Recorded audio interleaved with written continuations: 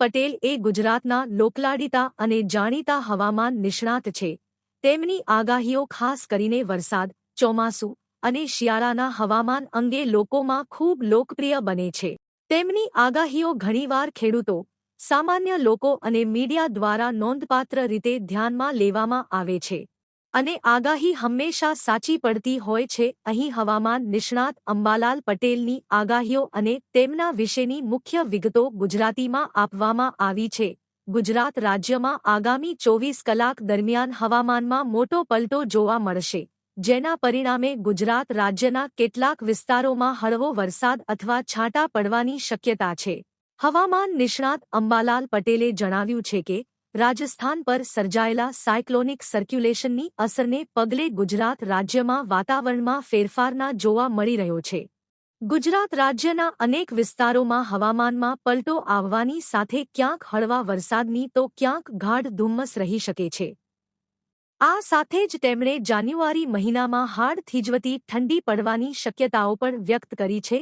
હવામાન નિષ્ણાત અંબાલાલ પટેલે જણાવ્યા અનુસાર રાજસ્થાનના ભાગમાં સર્જાયેલા સાયક્લોનિક સર્ક્યુલેશનની સીધી અસર કચ્છ અને સૌરાષ્ટ્રના હવામાન પર જોવા મળશે.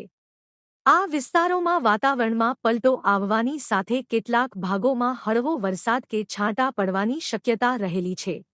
ગુજરાત રાજ્યમાં ખાસ કરીને દક્ષિણ સૌરાષ્ટ્ર અને જૂનાગઢના આસપાસના વિસ્તારોમાં વાતાવરણ બદલાશે, જ્યારે ગિરનાર વિસ્તારમાં ગાઢ ધુમ્મસનું સામ્રાજ્ય જોવા મળી શકે છે. હવામાન નિષ્ણાત અંબાલાલ પટેલના મતે આ સિસ્ટમની અસર સમગ્ર રાજ્યમાં વર્તાશે. ઉત્તર ગુજરાતના પાટણ, સમી, હારીજ, મહેસાણા, સુઈગામ, રાધનપુર, થરાદ, વાવ અને ગેસા સહિતના વિસ્તારોમાં હવામાનમાં પલટો આવશે. આ ગુજરાત રાજ્યમાં અમદાવાદ, ગાંધીનગર, વિરમગામ અને સાણંદ જેવા મધ્ય ગુજરાતના વિસ્તારોમાં પણ વાદળછાયું વાતાવરણ રહેવાની વકી છે. સાબરકાંઠા, બનાસકાંઠા, પંચમહાલ અને મહીસાગરના કેટલાક ભાગોમાં પણ આ જ પ્રકારની સ્થિતિ જોવા મળશે. દક્ષિણ ગુજરાતમાં નવસારી, સુરત અને ભરૂચના ભાગોમાં પણ હવામાન બદલાયેલું રહેશે. વર્ષ 2025ના અંતિમ દિવસે ગુજરાતના વાતાવરણમાં પલટો આવ્યો છે. ઉત્તર ભારત પર સક્રિય થયેલા મજબૂત વેસ્ટર્ન ડિસ્ટર્બન્સના કારણે સૌરાષ્ટ્ર અને ઉત્તર ગુજરાતમાં કમોસમી વરસાદ શરૂ થયો છે. વહેલી સવારથી જ પોરબંદર અને દ્વારકાના ગ્રામ્ય વિસ્તારોમાં ઝરમર વરસાદ પડતા શિયાળુ પાકને નુકસાન થવાની ભીતિ સેવાઈ રહી છે. ગત વર્ષના છેલ્લા દિવસે વહેલી સવારથી જ સૌરાષ્ટ્રના દરિયાકાંઠાના વિસ્તારોમાં વાદળછાયું વાતાવરણ જોવા મળ્યું હતું.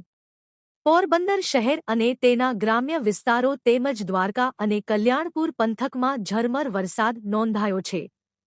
આ કમોસમી વરસાદને કારણે વાતાવરણમાં ઠંડક તો પ્રસરી છે, પરંતુ ખેડૂતોના જીવ અદ્ધર થઈ ગયા છે. હવામાન વિભાગના જણાવ્યા અનુસાર કચ્છ અને પોરબંદર જિલ્લામાં હળવા વરસાદની શક્યતા છે.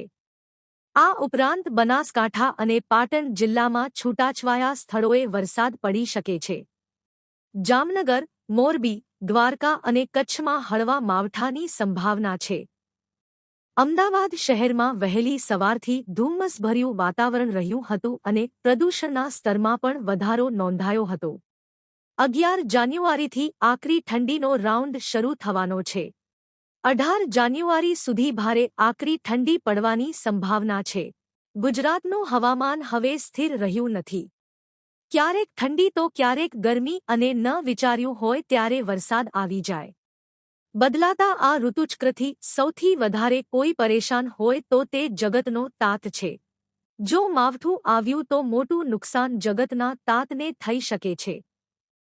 ઘાટ ધુમ્મસને કારણે વાહનવ્યવહારને ભારે અસર પહોંચી શકે. ગુજરાતીઓનો સૌથી પ્રિય તહેવાર એટલે ઉત્તરાયણ. નાના બાળકોથી લઈ વયોવૃદ્ધ સુધીના દરેક ગુજરાતીઓ ઉત્તરાયણનો અલગ જ આનંદ માણે છે.